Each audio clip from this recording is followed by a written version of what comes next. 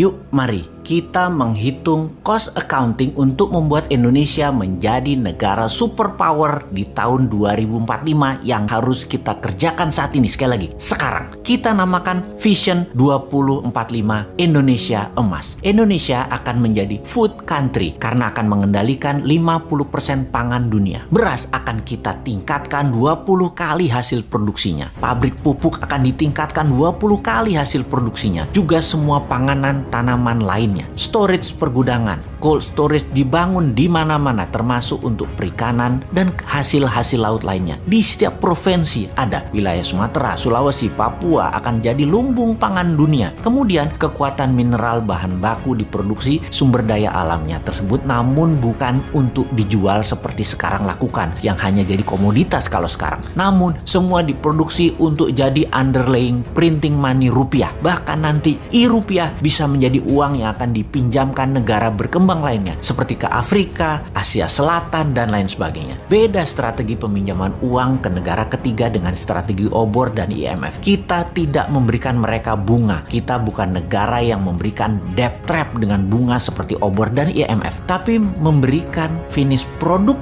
yang mereka buat untuk Indonesia dengan harga 20% lebih murah untuk produk dan bahan yang Indonesia tidak bisa produksi. Lebih elegan cara kita. Namanya juga New Mind. Lalu kita akan menguatkan kekuatan armada perang kita dengan 4 angkatan perang dengan kekuatan laut didahulukan. Armada laut dan transportasi laut Indonesia akan menjadi terkuat di dunia karena akan membangun kapal mulai dari kapal nelayan hingga kapal kargo, mother vessel hingga kapal perang. Kita akan kembalikan kekuatan kerajaan Sriwijaya dan Majapahit. Ditambah mata elang kekuatan pesawat udara jarak pendek di mana Indonesia akan memproduksi pesawatnya Pak Habibie. Lalu kekuatan Space Army dengan satelitnya ada di mana-mana. Lalu kita akan membangun infrastruktur jalanan, rel kereta api, pelabuhan kapal laut, terminal bus, dan truk kargo untuk mobilisasi produk dan manusia termasuk memproduksi kendaraannya. Lokal kontennya harus mendekati 100% semua proyek ini. Dan ada sebuah hal yang penting lagi, yaitu membangun 10 juta unit rumah yang semuanya nanti dicicil tanpa bunga kepada setiap peminat atau penghuninya. Dengan adanya 5G bahkan 6G, maka gerakan urbanisasi desa ke kota tidak diperlukan lagi. Orang malah banyak tinggal di desa, tinggal di daerah karena semua sarana terkoneksi dengan biaya telekomunikasi gratis. Untuk kesehatan bagaimana? Selain membangun sistem kesehatan yang masif seperti rumah sakit, puskesmas, posyandu yang gratis, maka menyiapkan sarana sehat menjadi wajib. Bukan hanya penyembuhan, imunitas ditinggikan warganya dengan vitamin, dengan juga dibangun banyak sarana olahraga publik. Taman kota dibangun kompetisi hampir di semua cabang olahraga modern sampai tradisional. Di semua wilayah di setiap minggu ada kompetisi, juga ada pameran kebudayaan. Setiap minggu kegiatan keluarga akan penuh dengan kegiatan yang sehat dan kompetisi olahraga serta budaya yang semarak di mana-mana karena semua sarana gratis dan banyak. Untuk itu semua Indonesia memerlukan energi, dan energi listrik yang terbaik di Indonesia adalah energi bertenaga thorium, tenaga matahari, dan tenaga angin. Di mana listrik awal ini bisa menjadi sarana mencharge baterai untuk setiap kendaraan di Indonesia. Mobil listrik, motor listrik, bis listrik, truk listrik, kapal laut listrik, dan lain sebagainya.